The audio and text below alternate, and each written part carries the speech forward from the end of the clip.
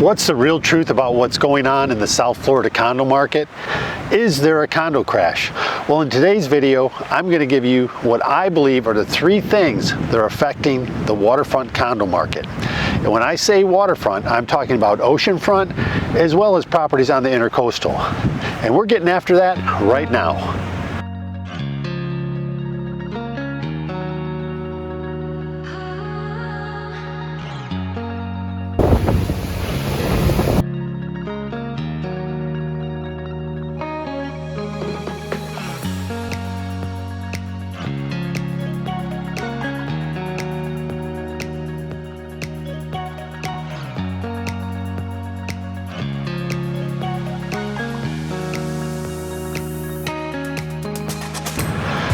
If this is your first time to our channel, be sure and hit that like and subscribe button down below.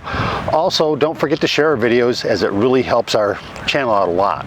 And if you're thinking about buying or selling real estate in South Florida, you know how to get a hold of us. You can give us a call, a text, shoot me an email. Heck, you can even send a message in a bottle because that works too. All of our information is down below. All right, let's get after it. So there is a lot of YouTubers, a lot of news stories about how the South Florida condo market is crashing and, you know, everything's falling from the sky.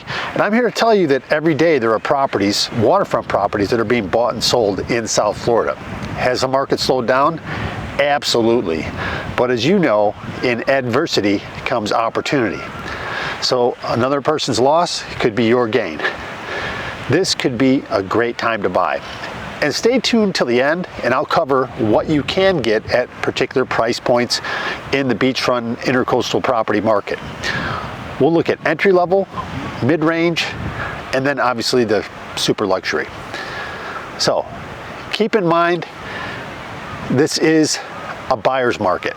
For a few years, it was definitely a seller's market, but the market has shifted and it's definitely in a buyer's market right now. So let's get that out up front. Also, real estate markets, they don't shift overnight. You know, like the stock market can have these big micro crashes and things like that. That doesn't happen in the real estate market. The housing boom we had in 2021 and 2022, I've never seen anything like it. I saw properties actually double and then some. So I've never experienced that in 35 years of real estate. So here's what I think are the three things affecting the market. The first one is interest rates. Secondly, less buyers in the marketplace, and then increased cost of ownership. So if we start off with the interest rates, when the property prices were escalating and just flying off the shelves, interest rates, if you remember, were in the 2s and 3%. Interest rates now are more like 7%, 6.5, 7, 7.5. So it reduces someone's buying power. Now, I know for a fact though, a lot of properties down here in South Florida, especially in the condo market, are sold for cash. Matter of fact, more than half the properties in Palm Beach County are cash transactions. That's absolutely insane, but that's how it is.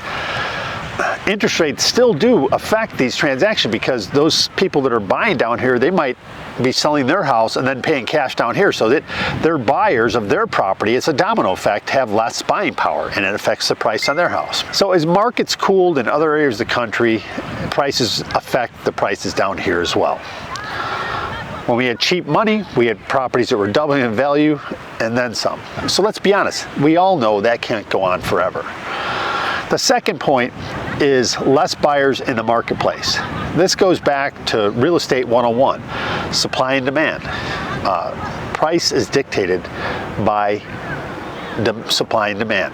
If there's less demand in the marketplace, prices tend to drop, or at the very least, they won't go up. They'll become stagnated. Also, we had a lot of speculative buyers in the marketplace, flipping properties, prices were escalating, and those buyers have left the marketplace as well. To give you a really good example, I live on Singer Island.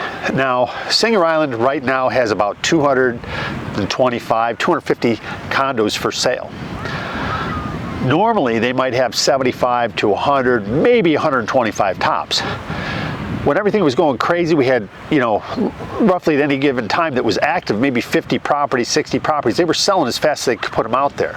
We had a 30-day supply of properties. Now, we have a 10, 11, 12-month supply of properties.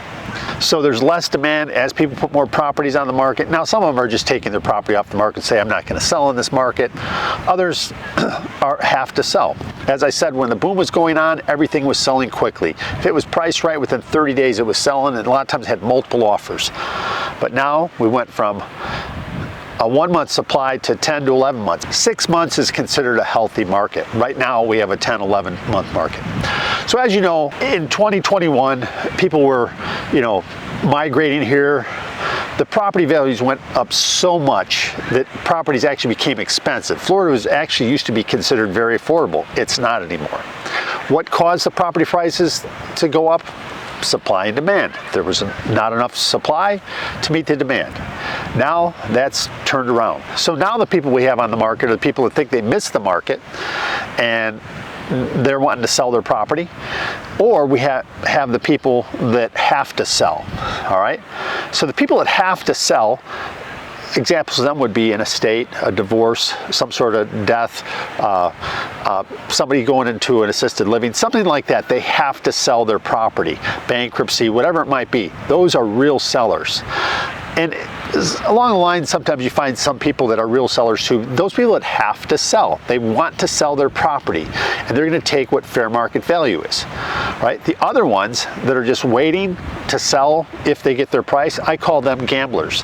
They're not real sellers. They were actually selling their properties in the boom, but they're not selling them now because the market is like, hey, we don't think your property is worth that.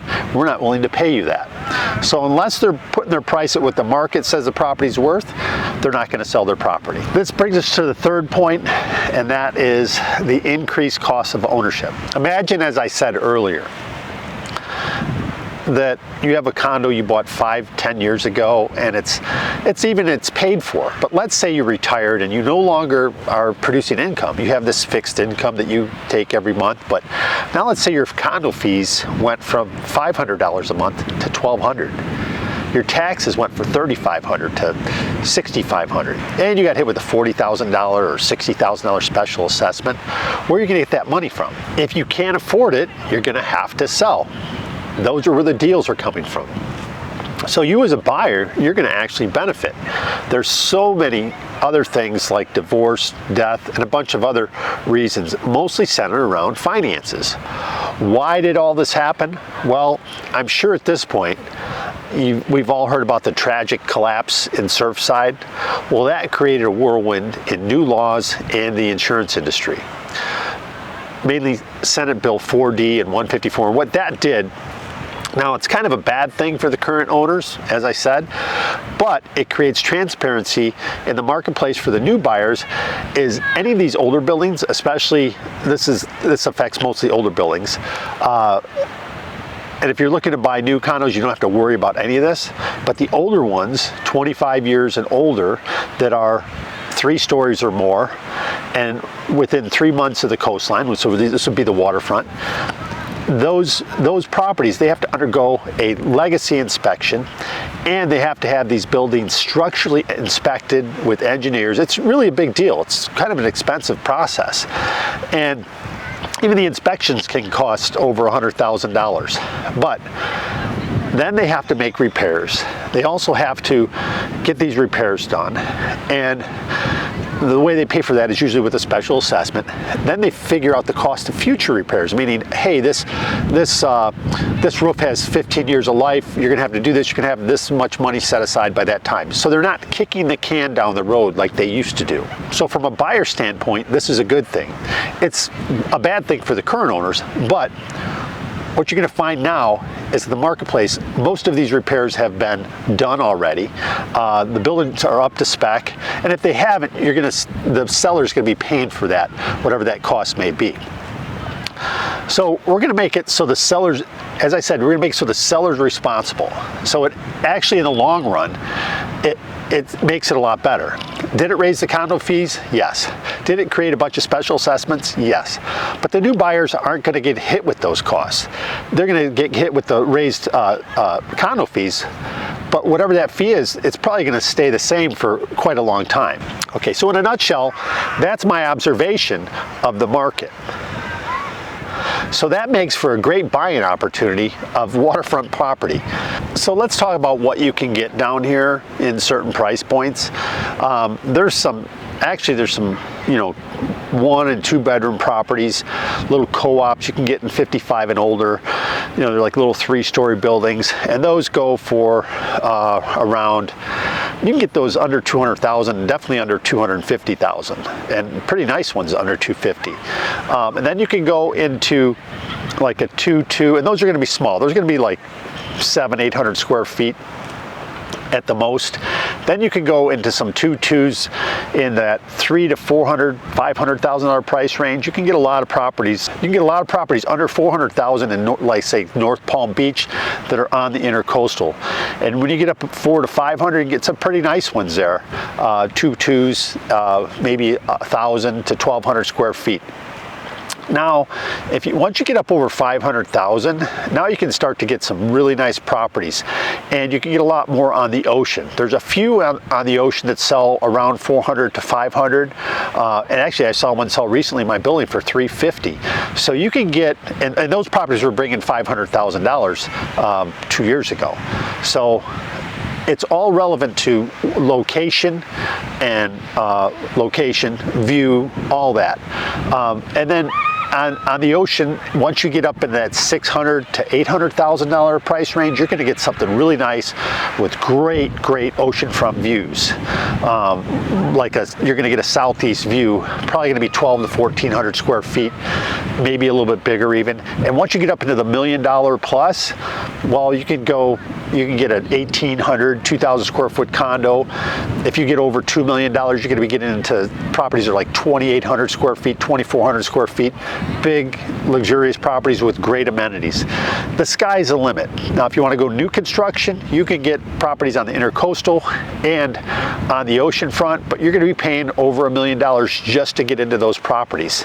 Now, prices, I believe, have come down or they've stabilized, but there are still a lot of new construction properties available.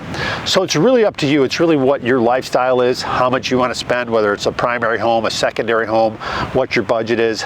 But do your homework, and if you are looking to buy or sell property down here in South Florida, you can reach out to me. Like I said, use your phone, text, email, or you can send a message in the bottle.